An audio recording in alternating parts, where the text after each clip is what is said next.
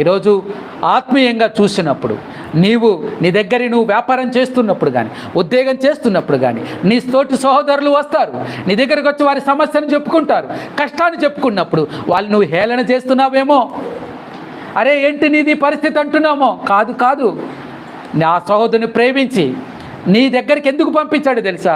ఆ సమస్య నీకెందుకు చెప్పాడు తెలుసా? నువ్వు ప్రార్థిస్తావని దేవుడు నీకు ఆ పని అప్పచెప్పాడు. అతని నిమిత్తమై కన్నీరు గార్చాలని, అతని నిమిత్తమై నీ ప్రాణం పెట్టడానికి కూడా వెనకాడవద్దని దేవుడు అతని నీ దగ్గరికి పంపించాడు. కానీ నువ్వేం చేస్తున్నావు?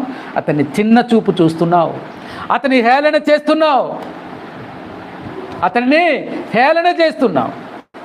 దేవుడు చూస్తున్నాడు, అయ్యో నేను ఇతనికి ఎంతో పెద్ద గొప్ప స్థాయిలో పెట్టాలనుకున్నాను, ఈ చిన్న స్థాయిలో నేను నమ్మకంగా లేడు.